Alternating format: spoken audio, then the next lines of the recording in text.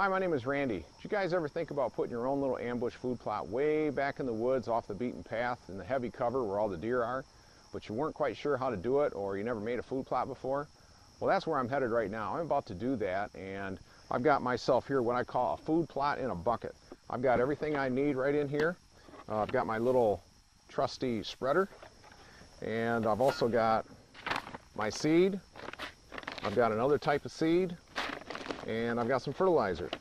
Got it all in a little bucket here, and I also got my come along rake and a shovel. That's all I need to make a food plot. Now, it's in August here right now. I'm going to plant all this stuff, but I was here back in May and in June with some Roundup in my little tank sprayer and killed a little spot in the middle of the woods where I know I'm going to be able to attract some big bucks and some just deer in general during daylight hours. So you know that deer are going to be more willing to go into a small ambush food plot way back in the woods off the beaten path instead of some food plot that's a little bit closer to the road, maybe it's in the open. You're going to find that if you can get them way back in the road, off the road, in some heavy cover, you're going to have a lot more deer activity. So I'm going to do that right now, so come on along and I'll show you how I do it.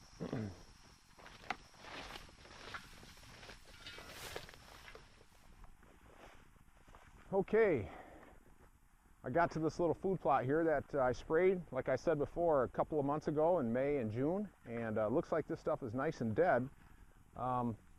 Looks like we've got some pretty tall weeds that have died. You can see this is one of those thistle bushes. That's dead. We've got some other stuff here. It's laying on the ground. That's all dead. So this plot is actually pretty clean. Just got a few leaves laying on it, but I'm going to rake that off. And what we're going to do is we're just going to rake it off, just get it a little clean, and then I'm going to scratch the surface a little bit to agitate the soil to make it a little loose so we got some good seed to soil contact. Then I'm going to put a little fertilizer down, put my seed down, maybe lightly rake it in, and we're out of here. Probably won't take me more than 10 minutes. So I'm just going to get rid of some of this stuff laying on top here a second.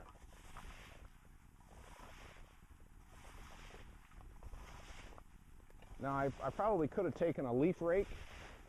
A leaf rake would have gone a little quicker, but had just something else to carry.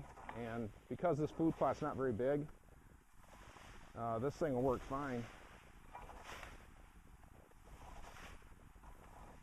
Now we got some dead stuff laying here, and it actually comes right up.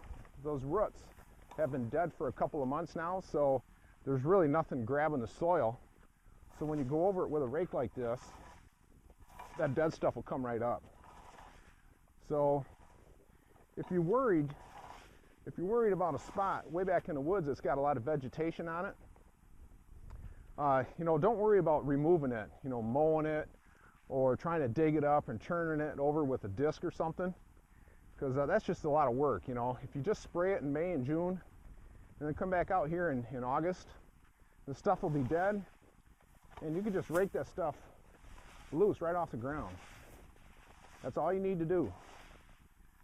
Not a whole lot of manual labor involved. This is as hard a work as we do right here. Just this little bit of raking stuff. So now we got all the debris off. Now all I'm going to do is I'm just going to scratch the surface of this stuff just to loosen it up. And you don't have to worry about going down 2 inches, 3 inches at all. If you can get the surface loosened up where you've got some good seed to soil contact on top, that's really all you need.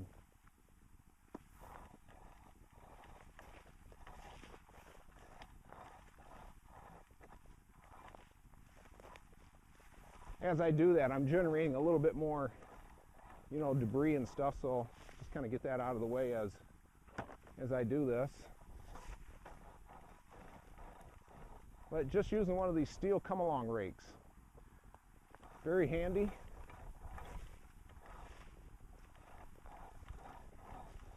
Now this food plot is only about I'd say 4 feet, 5 feet wide by about maybe 15 feet long. That's it. So, but this thing is going to really work good to attract deer on it, because there's a bedding area. There's a bedding area way back behind the camera, and it's kind of like a natural runway coming this way, and it winds around to another bigger field.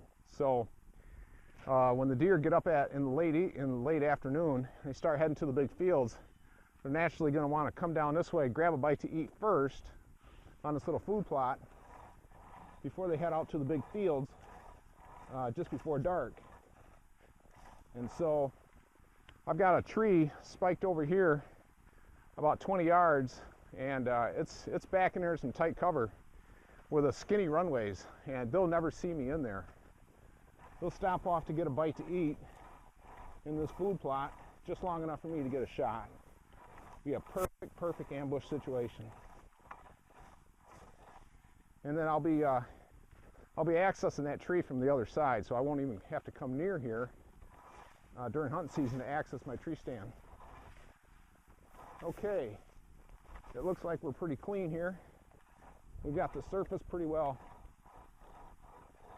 broken up.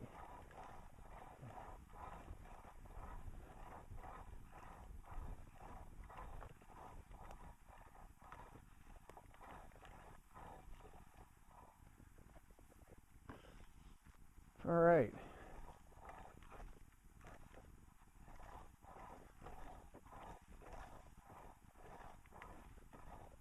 Okay, we're ready for seed.